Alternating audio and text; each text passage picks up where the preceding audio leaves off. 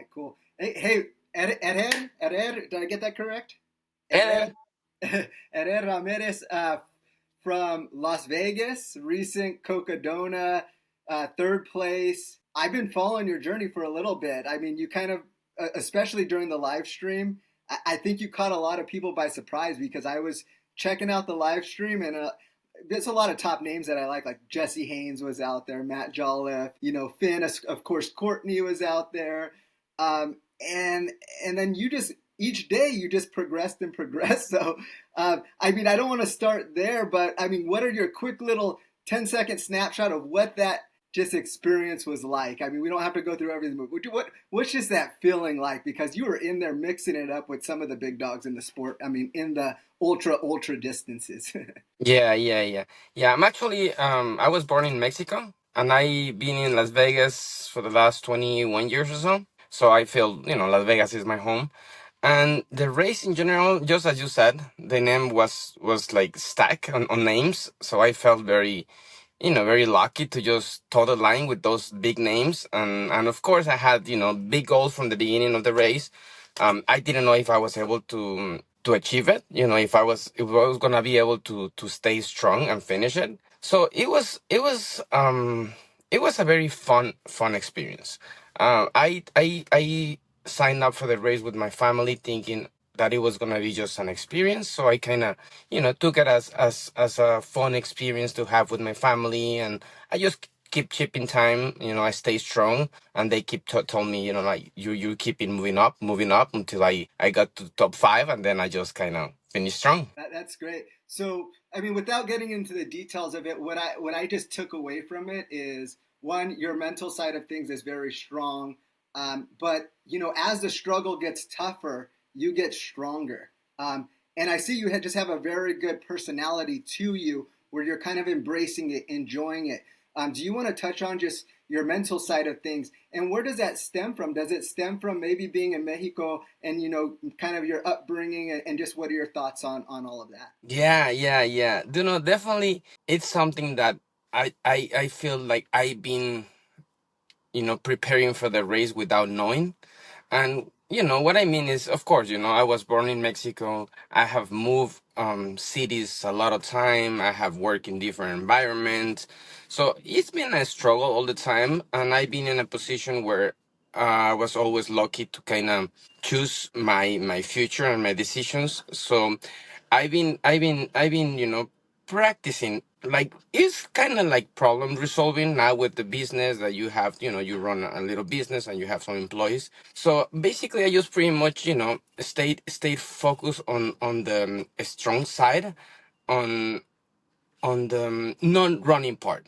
So I knew the running part, they were better than me. They are better than me. But as the condition get tougher or harder, I thought, like all the experience that I had in my life had made me a very resilient person. So as the condition when get getting more wet in this case, I was just everything was trying to see it as an advantage, like, and as I've been saying, the harder it gets, the plane gets a little more even, like the field all we all have to go through the same brush patches. So that was my approach, let's make it harder, so so we all struggle. Yeah, definitely. And so let's even back in the race. So embracing kind of the weather elements. It was muddy. It was raining. I heard that it was hailing at points.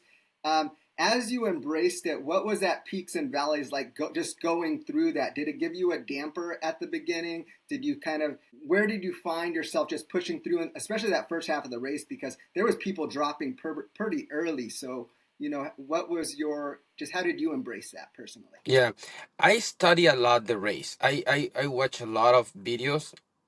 I still have to thank some of them, the content creators, which they have put so many videos, and I have, you know, really consumed everything. So I knew the race it was gonna be long, of course, 256 miles. So I broke it in like kind of three pieces, like the first 108 up to Mingus Mountain, then the second to Sedona, and then from Sedona to the finish line. So I was expecting it to not be too tired by the 208. So from the beginning, I tried to stay in touch, kind of, not so far from the leaders, but at the same time, I was like reminding myself, this is a long shot. So I kind of stay very strong, and maybe I push a little more in the first 108 miles. Then I kind of settle a little more, and then at the end, it was just more like surviving, like seeing how much you can eat, sleep, run, walk, move, Yeah. So, yeah. So let's talk about your food nutrition. I mean, I know that you had your family there, so I definitely want to talk about that. But from a food standpoint, I mean, people have, there's hydration. People are using mixes. They're using gels. Are you more whole foods? Are you a mix of both? What kept you going and kept your stomach happy? Yeah, yeah. I think it comes from how as I have grown up that I can eat pretty much anything at any point. So I that's definitely an advantage. So um since I've been reading, I try to balance everything. Like for example, I have heard ketones help. I took some couple ketones, little bottles. I heard, like in my experience, eggs work pretty well with me, Yeah, eggs are great. because of the protein. Well, it has a lot of stuff. So I ate a lot of eggs, but also like for example, the powdered mixes, the carbohydrates, the sugars.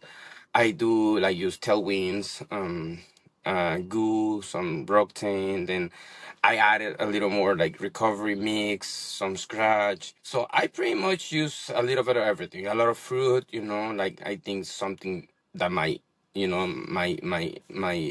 body can absorb as fast as possible. So I try a little bit of everything, to be honest. My stomach, only one time I I was so thirsty. I got to the station and I drank. Just so you see how strong is my belly. I drink one Coke, then I drink another coconut water, then I drink my oatmeal. Well, drink, eat, and then before I left, I drink another Coke. So everything was within like 10 minutes. When I started walking, I felt like a balloon that I was gonna explode. And I was telling my patient, as long as I don't throw up, it's fine. So yeah, it took me like 20 minutes for my stomach to kind of settle a little bit. And then all the energy that I got from what I ate, picked me up and took me through the next station. Yeah, I think, I mean, if this stomach can handle, I'd say just fill it up like a gas tank. Just fill it up, and it's going to start burning pretty quick. So, uh, yeah, I'm a big potato. I love potatoes, potatoes and salt. Like potatoes just absorb good, avocado absorb good. And of course, I'll have my gels and stuff. But there's something about the whole foods that just it's that clean burning energy, and potatoes do it for me. So, but I've never gone 250 miles, so I've got 100, not 250.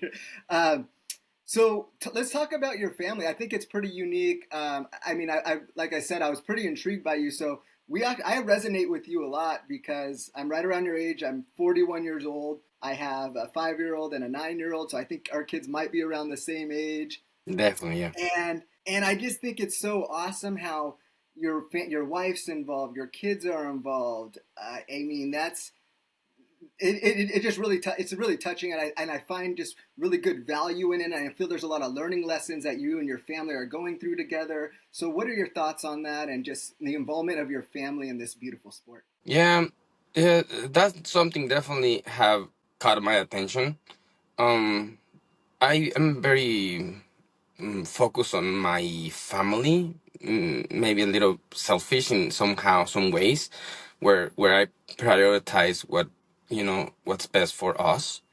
Um, so from the beginning, it was just more of something that we like as parents. So, I remember talking with my wife and mentioning like we're gonna, when we have children, we're gonna try to make them like what we like. And, I had some pushback from friends, family, where they're like, oh, but you don't know what their personality is gonna be, they may like it, they may not. And from the beginning, I just start thinking like, if they grow up doing it, they're gonna like it. And so far, it has worked. I mean, they're still young, but every time we go someplace outdoors, I ask them one day before, and they're super happy all the time. In fact, nowadays I ask them if they want to leave home before sunrise or after. Depends what we have to do the night before, and they usually always answer, let's leave before the sun comes up. It's fun from them. So yeah, yeah, and now that I see that a lot of people kind of feel a connection with the family, now it got me thinking. There is maybe a little more than I can do just by sharing a little of more of the moments of my daily life. That kind of people get inspired, or just um they realize there's more people that are trying to have this work life and this athlete life, which is, it started more like a hobby. Now it's a little more serious because of the time that we spend.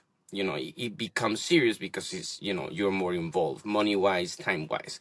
But yeah, it's something definitely that I think if we as parents have a love for something, it's something that we should at least try to teach our children to pass on. They may get it, they may not, but I think we as parents have only certain things that we can pass on. So the things that we are good at, the things that we like, like one of the things that I try to always think about is do what makes you happy, you know, and that's kind of something that I every time I take a decision is it gonna make me happy? Is it gonna make my family happy?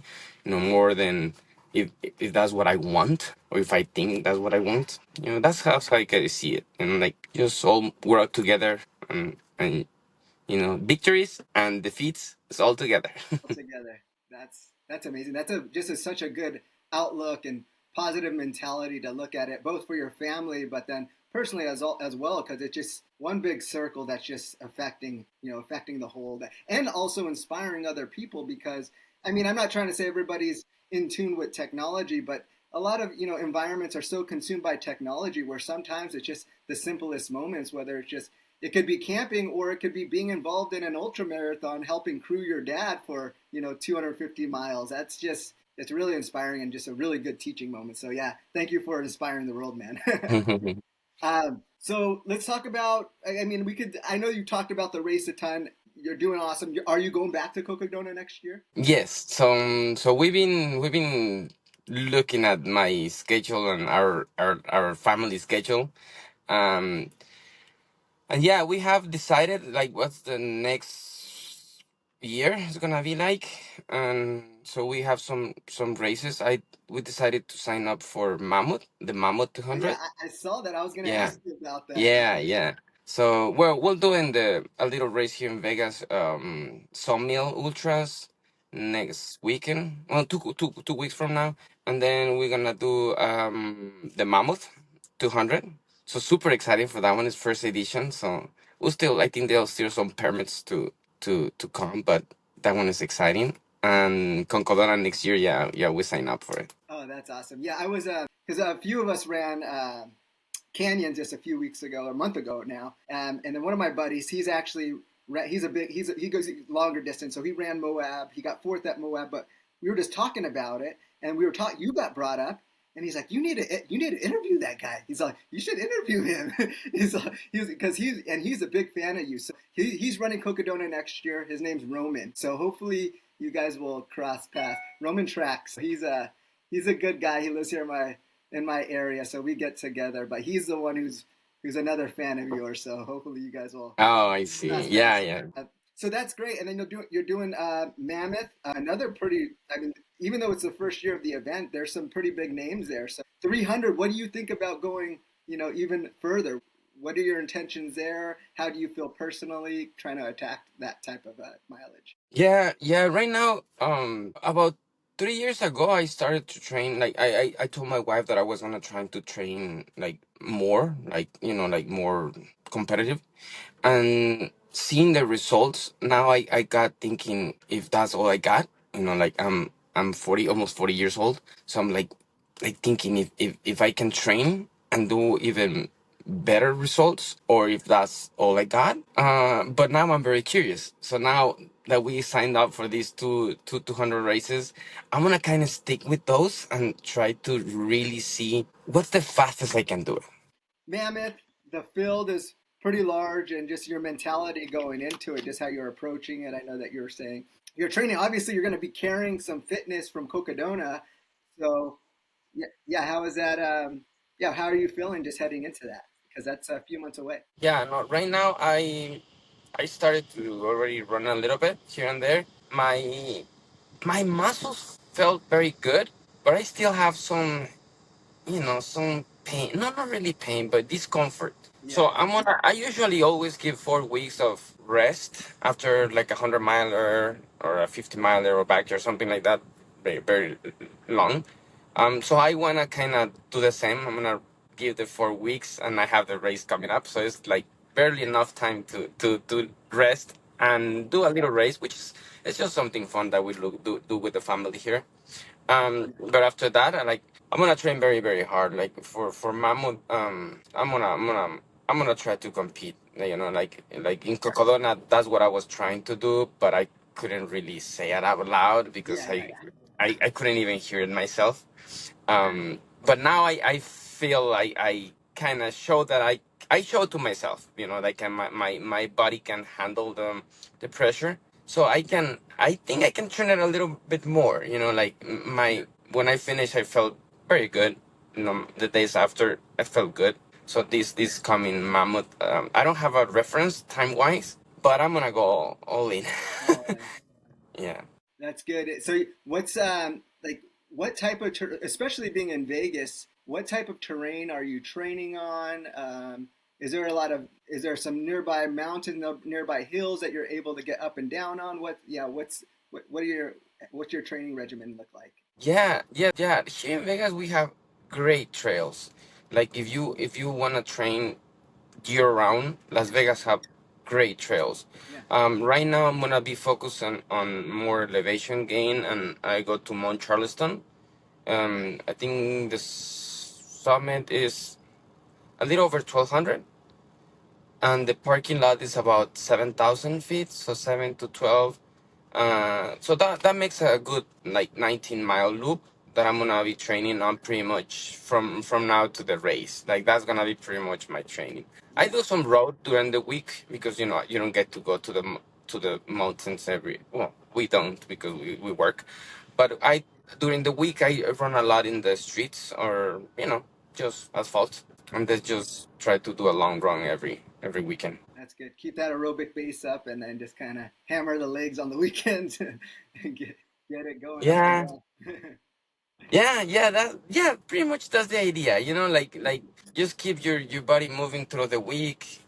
Maybe I do a little speed work at the middle of the week, and then kind of save it a little bit for the long run on the weekends. I think that one is very very important. Yeah.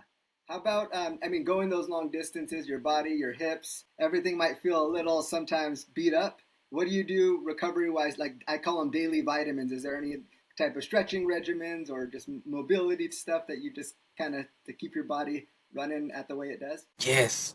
So as some people uses the bike for the box, the bomb axe, and the movement without maybe the impact. I do more mobility and floor Yeah. exercises. I don't do any bike at all. We do, and I like biking and everything, but with the training, for some reason, when I want to rest my legs, I kind of work on my mobility and my stretch and my flexibility. I want to be bit flexible and strong on my midsection. So I do a lot of stretching, a lot of work, floor exercises without weight. Yeah, a lot of almost maybe 3 4 days a week. Yeah, that was a game changer for me. Like a year and a half ago, I had an issue going on that I've never like sciatica, and I didn't know what it was stemming from, but it was stemming from my hip. So I just I called it daily vitamins now. So I just do a lot of floor exercises, just movement exercises, and man, it goes a long way. I haven't been injured ever since. So just the little things definitely help, especially if you're going those long distances. One question I wanted to ask you. So I heard that, and I'm assuming you may not be doing this anymore, but you made the 24-hour world team for Mexico. Is that correct? Oh yeah, I didn't mention it right now. Yeah, yeah, I really, really wanted to go to Kenya, but I saw it more like representing your country, like kind of running for more than just you and your family. Yeah. I kind of saw it that way. Um, but at the end of the day, I have to see my finances and I have to see my priorities and what my family, wants and enjoys. And unfortunately, that one was a little of a stretch, um, with the with everything. So yeah, we decided not to participate this year, which I was very excited about. But it's okay. Yeah, Life is there'll like be that. another opportunity, and I mean it'd be great to represent your country, but you are also going to a very prestigious first time event, which I think is going to be. I mean, I don't want to put the expectation there, but I think it's going to be a very good event that's here to stay. So that's going to be very awesome that you're going to be part of the inaugural kind of kickoff of this great event. So I'm sure I'll be rooting for Yeah. you in that one too. Yeah, yeah, that one seems like it's gonna be a great event. Like I think that the person that I'm most looking forward to run with is Jeff Browning. Okay, yeah, Jeff Brown. Is Yeah, he's running it, and of course, he's like a sensei in this ultra running. Oh yeah, I'm looking forward to. I'm going to be spectating Western States out here because I live literally 25 minutes from Auburn, so I'll be out there rooting for Jeff because I mean is he almost 50 or 50 years old now? He's still going really strong, man. He's getting after it, but yeah, he's definitely a Yeah, sensei. He's definitely a sensei in this world. yeah, yeah. It's super exciting. Yeah, that race is gonna be super exciting to watch. I mean, the competition is. I don't know. I don't remember any race being so exciting, at least in the United States Yeah, in the last few years. yeah, it should be good. So heading into, I mean, the year you have Mammoth and Cocodona. Is that in Cocodona next year? Is everything going to kind of build around that, or do you have any other goals that that you're looking for within the next 12 months? Yeah, I'm gonna focus on those two. I wanna do Mammoth and I wanna do Cocodona, the very very very very very very best I can. I'm gonna do jackpots in the middle, thinking on Cocodona. So I'm gonna decide what distance. I'm thinking. No, no, no, I haven't this 100 miles, 24 or 48. But I don't know which one yet. But I'm gonna base definitely everything. Right now, I'm gonna focus the next 12 months in the 200 milers. Like the Mammoth and the Cocodona, those are gonna be my main goals. The races that I'm gonna probably do besides is gonna be kind of using it as preparation. Like, for Cocodona and Mammoth. I wanna see. Yeah, I wanna see how fast I can do it.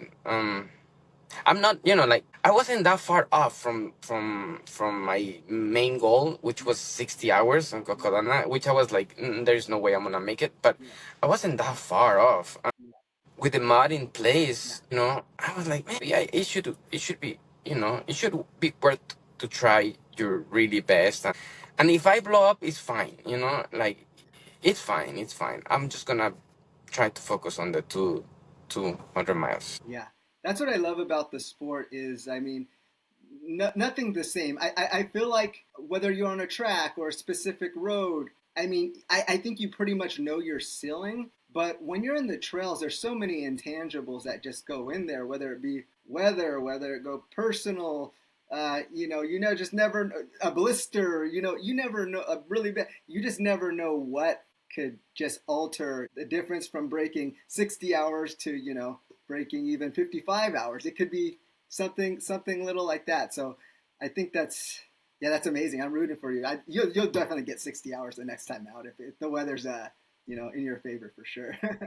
Yeah, right now I'm gonna because I cannot think of another race. Usually when I have a race coming up, my brain just goes to that one. And right now I'm just focused on Mammoth. And I'm still trying to see what's the time like on that one. I'm trying Yeah, to see what will be the the pace they're gonna keep. Or I'm very curious too. yeah, I wanna be right there, pushing the pace and being as close from the front as possible, but I don't have any idea how that looks like. yeah. I But think I'll train.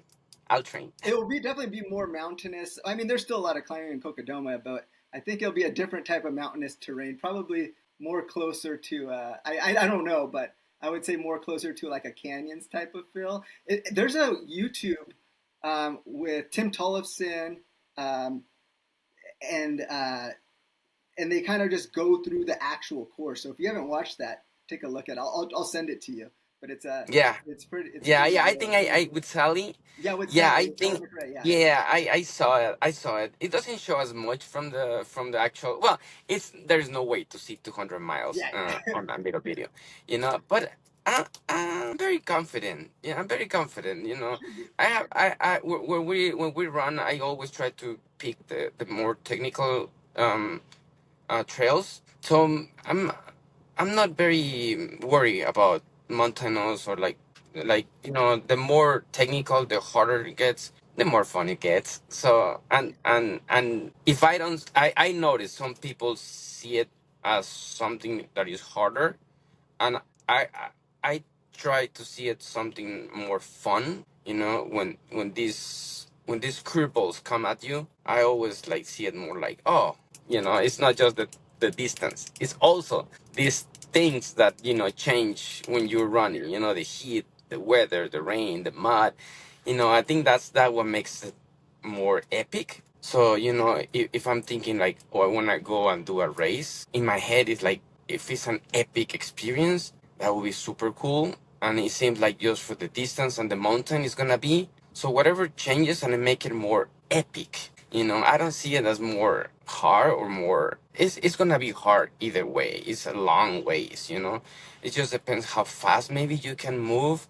But it's gonna be like the mud was definitely fun in Cocodona this year. I mean, you can see it as a pain, and it was a pain because it's true. Your legs are heavier. You cannot run the parts that you thought you could, but you're sliding all over. You try not to fall. So if you see it as, oh my God, you're super crazy by doing this. But we are super crazy by signing up these events. So it's you're getting extra fun, included. Yeah, So yeah. that back to like the start when I started when we started this conversation. I was just saying like embracing just the struggle and just having a positive outlook on it. What do you think about like the Raru Mari from Mexico? Do you have any similarities? Do you kind of tap into like some of their inspiration because they inspire me? I've read the Yeah. book Born to Run and watch a lot of documentaries on their people, and it's just really inspiring to me. So I was just curious on your thoughts on Yeah, them. last year I run the backyard with the national team, and it was like a team event. And I run with Juan Contreras and Stebo Reyes, two of the Ramoris, super strong runners. And I was telling, well, my family and some friends that they run the same way. They when you see them from the back, they have the same movement. You cannot tell them apart, even though one was taller than the other one. So, and after like reading and looking at videos, and I started to create a picture where they have found a way to move their body, like to transport themselves from point A to point B without thinking of going racing, you know.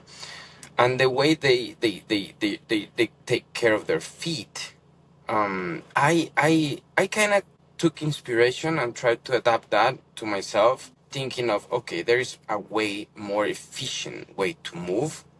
Um, and I try to move. They have a little saying that they say you move with the dirt, with the ground, not against the ground, something similar to that. So every time I started to run, especially with the backpack, with the heavy backpack, I started to like think, how can you move more efficient? And yeah, definitely inspiration from them, the way they move, the way they protect their feet, and by protecting the feet I feel they protect their muscles too, because when they land they have to be careful where they land. When you have a lot of foam, we can maybe land wherever you want and put more strength in every step, where if you are trying to kind of put your feet where is less resistance, then you may spend less energy. It's kind of, maybe there is no way to prove it, but I try to see it as something that really helps to move yourself without spending too much energy. Yeah, spending too much energy. Yeah, and I mean they're running in minimalist like huaraches type sandals. Do you have any? I mean, what's your preference? Are you lower profile shoe? Do you like cushion or what is Mm-hmm. what works for I you? Yeah, I train with low profile shoes. I like to feel the ground. Um, I like my feet to get a little bit sore after long runs. But when I'm on a race, I try to get the lightest shoes and the more comfortable shoes I can get. Um, We are the same. We are the same. That's how yeah. exactly my outlook. So yeah, so I train hard my feet and my body, but race day I try to be as light and fast as possible. Yeah, So yeah. I train with a lot of weight and try to not the race. that's cool. Well, hey man, Ed, I appreciate the time and just you taking the time to kind of share a little bit of your inspirational story. Look forward to continue to following you and staying in touch. Yeah, best of luck with your training and we'll, like I said, we're rooting for you, man. So thanks a lot. I appreciate the time. Yeah, thank you for having me and talking to me. You know, like it's nice to share the experience Yeah, and you know and be out there. So share it with the world, we'll see man. you around. All right, man. Thank you. Have a good day. We'll see you. Thank you. You too. Bye bye.